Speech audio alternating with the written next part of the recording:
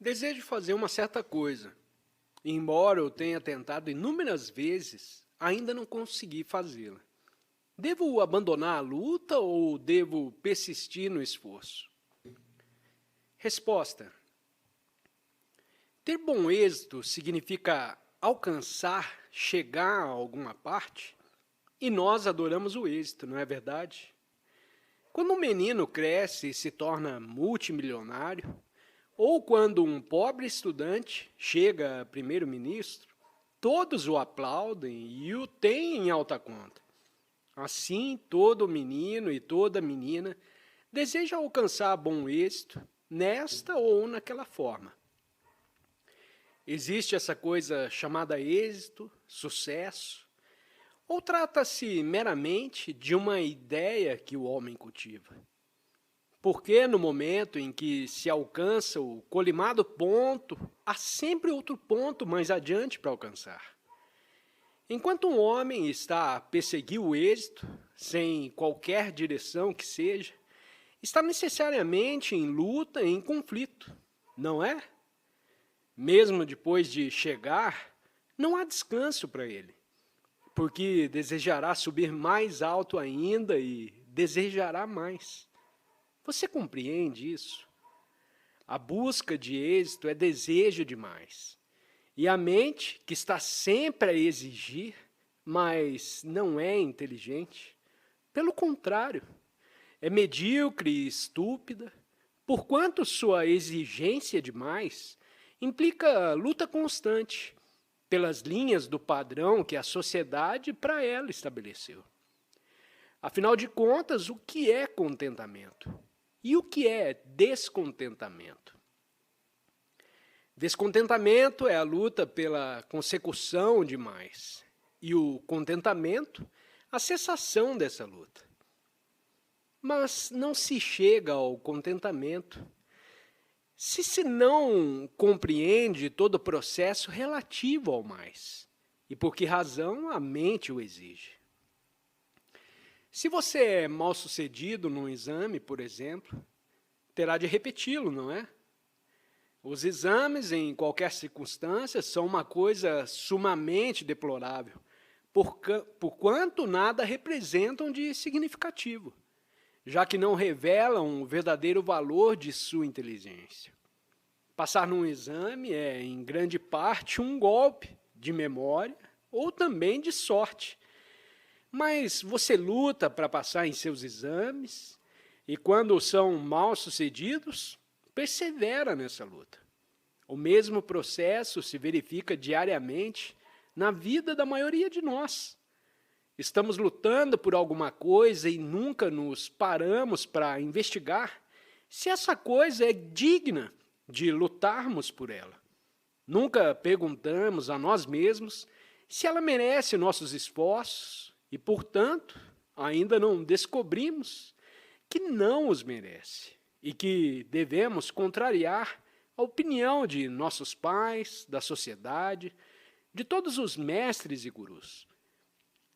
Só quando temos compreendido inteiramente o significado do mais, que deixamos de pensar em termos de fracasso e de êxito.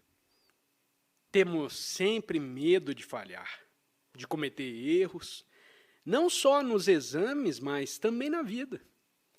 Cometer um erro é uma coisa terrível porque seremos criticados, seremos censurados por causa dele. Mas afinal, por que não se deve cometer erros? Todo mundo nesse mundo não vive cometendo erros? E o mundo sairia da horrível confusão em que se encontra se você e eu nunca cometêssemos um erro. Se você tem medo de cometer erros, nunca aprenderá coisa alguma.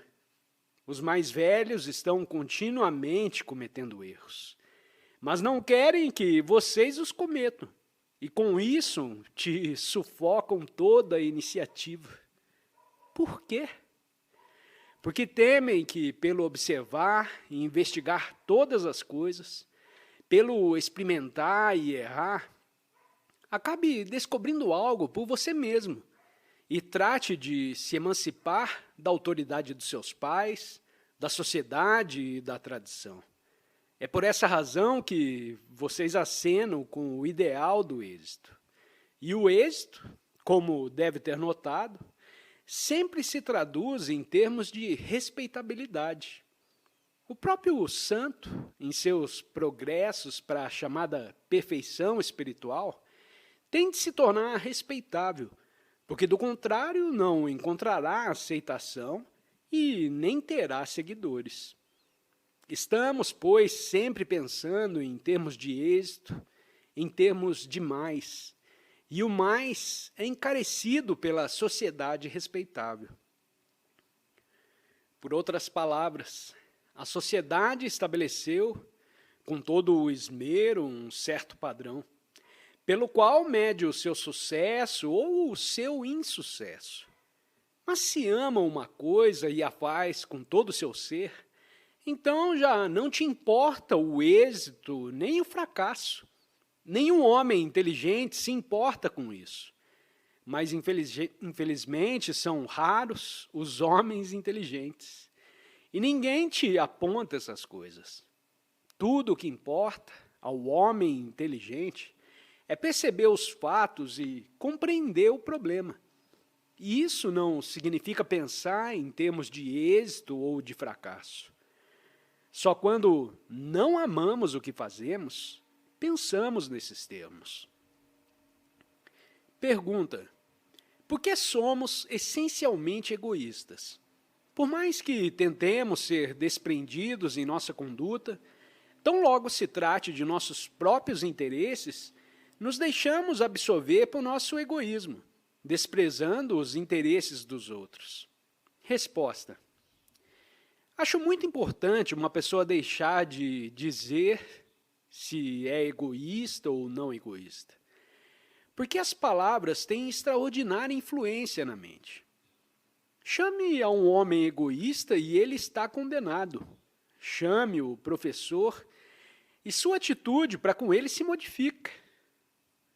Agora, chame ele de Mahatma. E imediatamente a pessoa se rodeia de uma auréola.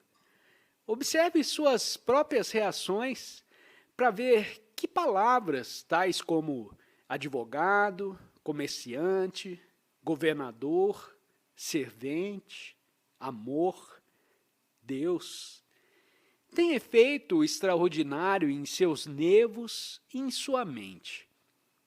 A palavra denotadora de certa função evoca a noção de posição.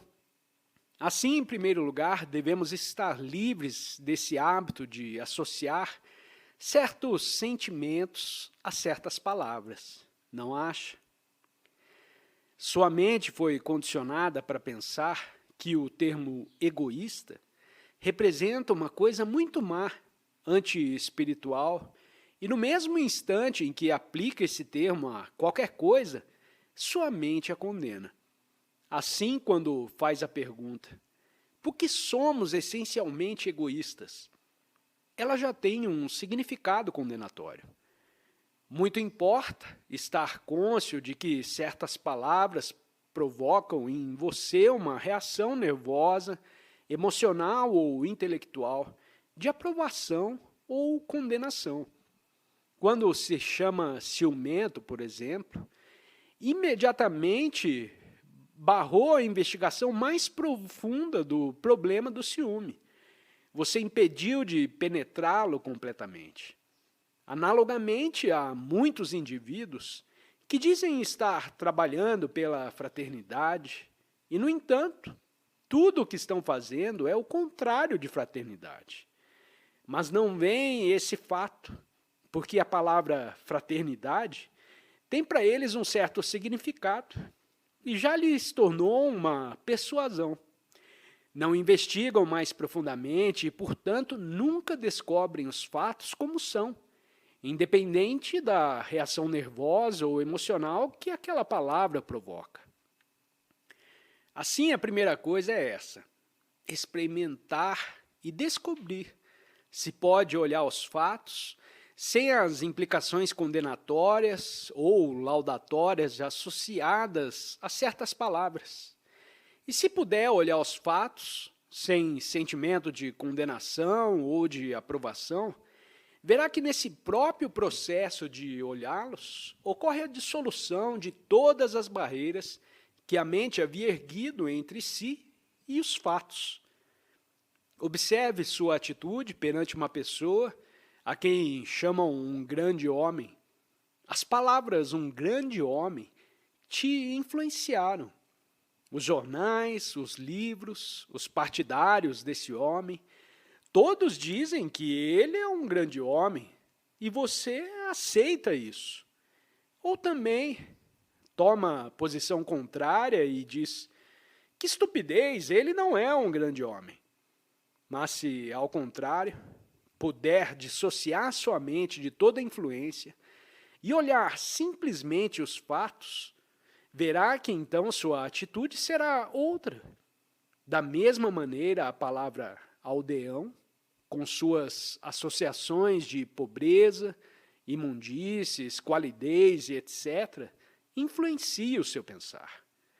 Mas quando a mente está livre de influência, quando não condena nem aprova, porém simplesmente olha, observa, não é então egocêntrica, e já não há o problema do egoísmo em luta para ser um não egoísmo.